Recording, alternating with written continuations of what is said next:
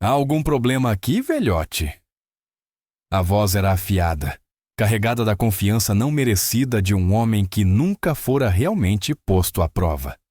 O tenente-comandante Price, com seu uniforme impecável e ambição polida, estava de mãos na cintura, olhando de cima para o idoso que demorava um momento para ler os ingredientes de uma lata de sopa na loja da base. O velho, vestido com jeans gastos e um boné desbotado de veterano da Marinha, pareceu encolher-se sob o olhar acusatório do oficial.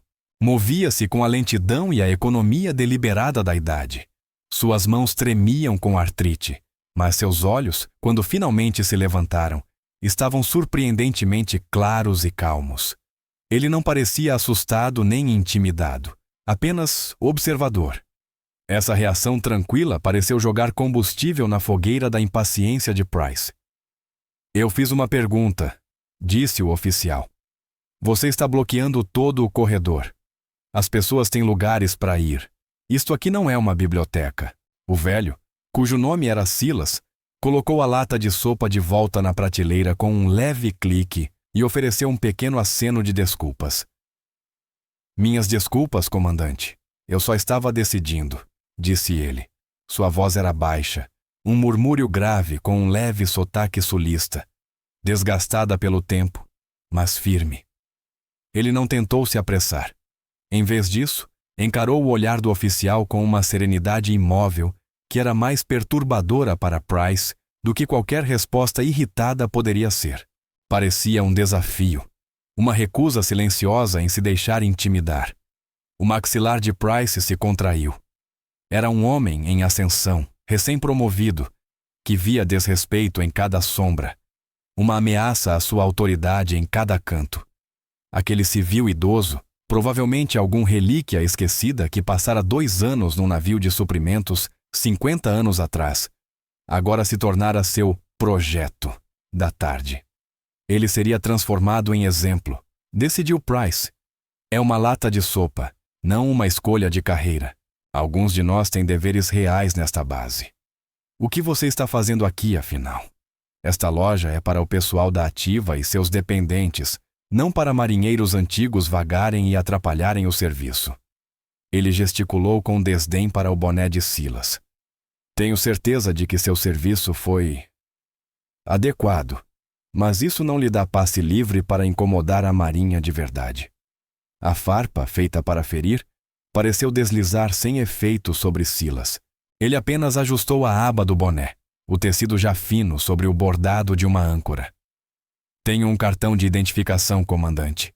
Estou autorizado a estar aqui. Sua calma era um muro que Price não conseguia escalar, e isso o deixava furioso. Alguns clientes, na maioria jovens marinheiros e suas esposas, começaram a notar a cena. Diminuíram o passo de seus carrinhos, fingindo olhar as prateleiras próximas, mas atentos. A curiosidade deles foi despertada pelo tom alto e agressivo do oficial, contrastando com o silêncio resoluto do velho. Price percebeu a plateia, e isso o encorajou. Ele mostraria àqueles jovens o que significava presença de comando. Demonstraria que os padrões seriam mantidos e que nem mesmo a menor infração seria tolerada sob sua vigilância. Um cartão de identificação? Disse ele. Deixe-me ver. Estendeu a mão de modo autoritário, com um estalo imperioso dos dedos. Silas suspirou, uma expiração suave que falava de paciência infinita, e enfiou a mão no bolso de sua velha carteira de couro. Com cuidado, tirou um cartão de identificação padrão, emitido pelo governo para veteranos, e o entregou. Price o arrancou dos dedos de Silas e examinou com teatral suspeita. Procurava uma falha, uma data expirada, qualquer desculpa para escalar a situação. Não encontrando nada, zombou, atirando o cartão de volta para o velho. Tudo bem, é válido. Isso só quer dizer que você tecnicamente tem permissão para estar aqui. Não significa que seja dono do lugar. Francamente, estou cansado de ver gente como você vagando por aí. Vem aqui para reviver glórias passadas, que, imagino, nem foram tão gloriosas assim.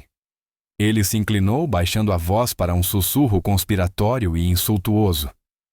O que você realmente fez, velho? Preencheu papéis? Descascou batatas? Aposto que não pisa em um navio há 50 anos, mas usa esse boné como se tivesse vencido uma guerra sozinho. A crueldade era deliberada, feita para humilhar, para quebrar a calma irritante do velho. A expressão de Silas não mudou, mas um cansaço profundo se instalou em seus olhos. Ele já vira esse tipo de arrogância antes, em jovens que confundiam patente com sabedoria e autoridade com honra. Já a vira no treinamento básico, nos navios e em lugares muito mais perigosos do que uma loja naval. Lentamente, ele guardou o cartão de volta na carteira e se virou para ir embora, decidindo que a sopa não valia o incômodo. Price, no entanto, ainda não tinha terminado. Deu um passo à frente, bloqueando o caminho de Silas. Não terminei com você. Acho que está vagando sem propósito.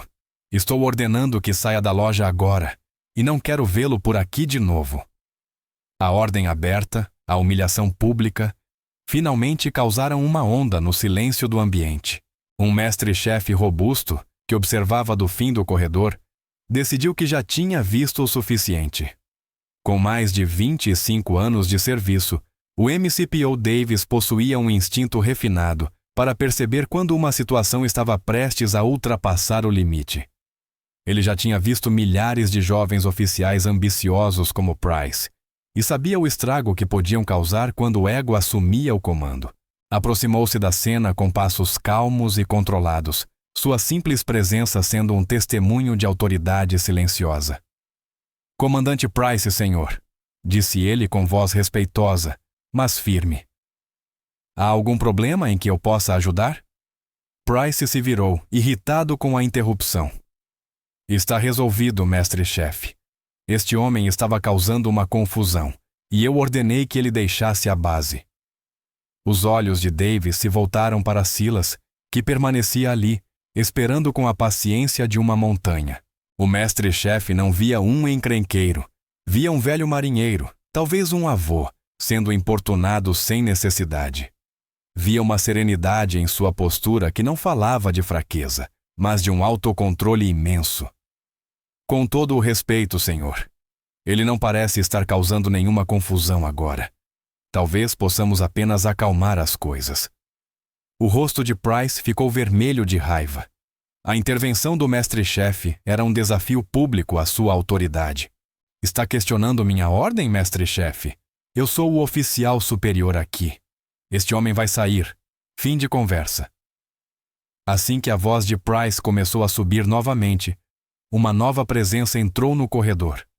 O burburinho da loja pareceu silenciar, e as pessoas abriram caminho como se movidas por uma força invisível. O almirante Thompson, comandante da base, surgiu à vista, seguido de perto por seu ajudante, um jovem tenente que mantinha 2 passos respeitosos de distância. O almirante era um homem alto e imponente, com as têmporas grisalhas e olhos que nada deixavam escapar. Estava a caminho do carro quando seu ajudante lhe apontou a confusão, e ele compreendeu a situação num instante. Um tenente-comandante de rosto vermelho, inflando o peito. Um mestre-chefe preocupado mantendo sua posição. Uma pequena multidão observando. E no centro de tudo, um velho calmo e sereno. A arrogância de Price evaporou-se como névoa matinal, substituída por um frio pavor. Ele pôs-se em posição de sentido, seu cumprimento rápido e nervoso. Almirante, senhor. Boa tarde, senhor. O olhar do almirante Thompson passou por ele com uma indiferença glacial antes de se fixar em Silas. Passou diretamente pelo tenente trêmulo e parou diante do velho veterano. Observou o rosto do homem, as linhas marcadas pelo tempo e pelo sol, a dignidade tranquila em sua postura. Havia algo profundamente familiar na maneira como ele se mantinha. Uma espécie de disciplina silenciosa que não se aprende numa cozinha ou atrás de uma mesa. Ele olhou para o boné gasto de veterano da marinha e depois de volta para os olhos claros de Silas. Marinheiro, começou o almirante, sua voz livre de qualquer condescendência, cheia apenas de respeito profissional e tranquilo. Peço sinceras desculpas pelo comportamento do meu oficial. Não é o padrão que defendemos. Price se encolheu como se tivesse levado um golpe. O almirante nem sequer reconhecera sua presença, além de um olhar passageiro. Estava falando com o velho como um igual. Thompson continuou, sua atenção totalmente voltada para Silas. Meu nome é Almirante Thompson. Posso saber seu nome e a unidade em que serviu? A pergunta foi feita com gentileza. Um convite, não uma ordem. Silas sustentou o olhar. Silas Kane, senhor. Faz muito tempo. Eu estava nas equipes de demolição subaquática, antes de as chamarem de SEALs. As sobrancelhas do mestre-chefe se ergueram. As UDTs eram lendárias, os antepassados das forças especiais navais. Price, ainda congelado em uma postura esquecida, sentiu uma nova onda de náusea. A situação estava piorando. O almirante assentiu lentamente, um brilho de reconhecimento profundo em seus olhos. Ele conhecia aquela história, reverenciava-a. As peças começaram a se encaixar, formando um quadro quase impossível de acreditar. Restava uma pergunta, aquela que confirmaria a suspeita incrível e aterradora que crescia em sua mente. Ele se inclinou levemente para a frente, a voz baixando quase a um sussurro. O tom que se usa em um lugar sagrado. Senhor Cain? Silas? O senhor tinha um indicativo de chamada? Pela primeira vez, uma sombra de lembrança antiga cruzou o rosto de Silas. Ele hesitou. Não por incerteza, mas como quem pesa as consequências de pronunciar um nome enterrado há meio século. Então, com um olhar simples e direto nos olhos do almirante, ele falou as palavras que abalariam o mundo de todos ali presentes. Eles me chamavam de Ghost 5, senhor. O nome caiu no silêncio súbito e profundo do corredor, como uma carga de profundidade. Ghost 5. Para o tenente-comandante Price, não significava nada, mas para o almirante Thompson, significava tudo. O rosto do almirante, bronzeado e marcado por uma vida no mar, empalideceu completamente. Sua mandíbula se abriu e ele deu um passo trêmulo e involuntário para trás, sua compostura profissional completamente destruída. O ajudante atrás dele deixou escapar um suspiro audível, levando a mão à boca. Os olhos do mestre-chefe Davis estavam arregalados, misturando incredulidade e pura admiração, como se estivesse diante de uma figura saída das escrituras. Ghost 5, murmurou o almirante, as palavras engasgando em sua garganta. Sua voz estava carregada de uma reverência que beirava o terror sagrado. Ele olhava para Silas, não como para um velho, mas como para um fantasma vivo. Um mito feito carne. Price, completamente atordoado pela reação ao redor, só conseguiu gaguejar. Senhor, o que é isso? O que é um Ghost 5? O almirante virou a cabeça lentamente e seus olhos, agora ardendo com uma fúria fria, se fixaram em Price. A transformação foi aterradora. A reverência respeitosa que mostrara a Silas deu lugar a uma raiva tão profunda que era silenciosa. Ele não levantou a voz. Não precisava. A letalidade calma em seu tom era mais assustadora do que qualquer grito. Comandante, disse ele, cada palavra saindo como um fragmento de gelo. Você tem a audácia absoluta de me perguntar o que é um Ghost 5 depois do que acabou de fazer? O almirante deu um passo em direção a Price, que instintivamente recuou. Deixe-me educá-lo, comandante, já que aparentemente dormiu em todas as aulas de história e ética na academia. A equipe Ghost era uma unidade SEAL de 5 homens, criada para a Operação Nightfall, no inverno de 1968. Foi uma operação negra, tão profunda e secreta, que nem mesmo a maioria dos chefes do Estado-Maior Conjunto teve acesso às informações. Sua missão era fazer um salto ralo atrás da cortina de ferro e destruir um novo sistema soviético de orientação de submarinos. O almirante fez uma pausa, seu olhar percorrendo o agora petrificado Price. A inserção foi comprometida. A recepção foi uma divisão inteira de Spetsnaz. 4 membros da equipe Ghost foram mortos no contato inicial. Apenas um sobreviveu. Ele apontou um dedo trêmulo para Silas. Ghost 5. Por 23 dias, ele foi o único aliado em uma área do tamanho de Delaware. Caçado pelos melhores rastreadores da União Soviética, não apenas os evitou a todos, mas continuou a missão. Sozinho, encontrou o alvo, o destruiu e, sem apoio ou rota de extração, caminhou 300 milhas por uma tundra congelada até a fronteira turca. A voz do almirante engrossou, carregada de emoção. Ele está oficialmente listado como morto em combate. Seu arquivo está selado sob o mais alto nível de segurança nacional. O cita, a história de Ghost 5 é uma lenda contada em Bud S. Uma história de fantasma para inspirar recrutas, para mostrar-lhes o limite absoluto da resistência e da coragem humana. Fomos ensinados que ele morreu naquela montanha. Um herói. Não tínhamos ideia de que ele sobreviveu. Nenhuma ideia de que ainda estava vivo. O almirante olhou novamente para Silas, os olhos agora marejados. A citação da medalha de honra deste homem está trancada em um cofre no Pentágono, porque a missão ainda é tecnicamente classificada. Você não apenas desrespeitou um veterano comandante. Você humilhou um monumento vivo. O peso das palavras do almirante caiu sobre o tenente-comandante Price como um golpe físico. O ar escapou de seus pulmões.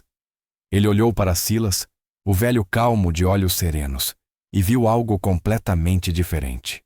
Viu um homem que atravessara o inferno e voltara. Viu a personificação de cada credo que já recitara, de cada ideal que fingira defender. A arrogância, a ambição, a tirania mesquinha, tudo se transformou em uma vergonha espessa e sufocante que queimava em sua garganta. Sentiu-se pequeno, insignificante, uma criança brincando com a arma do pai e que acabara de apontá-la para um Deus. O mundo pareceu inclinar-se sobre seu eixo. O homem que ele chamara de velho e impostor era um herói de tal magnitude que o próprio almirante pronunciava seu indicativo com reverência trêmula. O silêncio no corredor agora era absoluto, quebrado apenas pelo zumbido distante de um refrigerador. Os jovens marinheiros que assistiam à cena estavam agora em posição firme, seus rostos uma mistura de choque e respeito profundo. Eles já não viam uma discussão, estavam testemunhando história. O almirante Thompson, recuperando a compostura, voltou-se para o mestre-chefe. Sua voz era firme, um comando envolto no mais profundo respeito. Mestre-chefe Davis, por favor, acompanhe o Sr. Kane até meu escritório pessoal.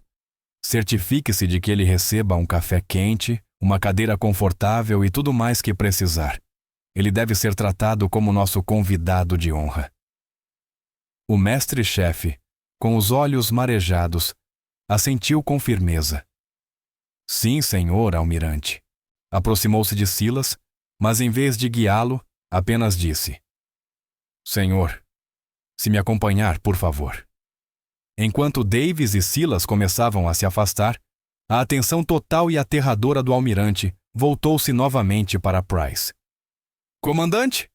Disse o almirante, sua voz voltando àquele tom mortalmente calmo. Você permanecerá aqui.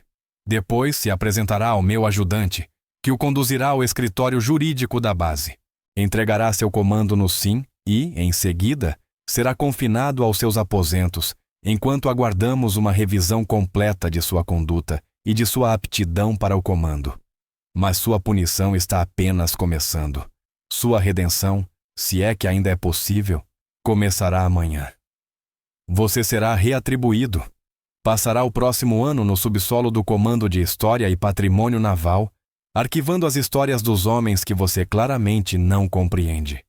Lerá cada relatório pós-ação da Coreia e do Vietnã. Aprenderá seus nomes. Aprenderá o que eles sacrificaram. Aprenderá o verdadeiro significado do uniforme que veste. Enquanto Silas passava ao lado do tenente-comandante paralisado e de rosto pálido, Parou por um instante. Olhou para o jovem oficial, e em seus olhos não havia raiva, nem triunfo, apenas uma pena profunda e sincera. Então virou-se para o almirante, que ainda fulminava Price com o olhar, e disse com serenidade: "Ele é apenas um garoto, almirante. Ele vai aprender." Com essa última declaração calma, a lenda viva se afastou, deixando para trás um oficial despedaçado e uma lição de humildade que ecoaria pela base por muitos anos. Price finalmente levantou os olhos e encontrou o olhar do almirante. Pela primeira vez em sua vida, ele sentiu medo de verdade, não do castigo, mas do vasto e honrado mundo que acabara de descobrir e que até então não sabia que existia. Sua jornada estava apenas começando,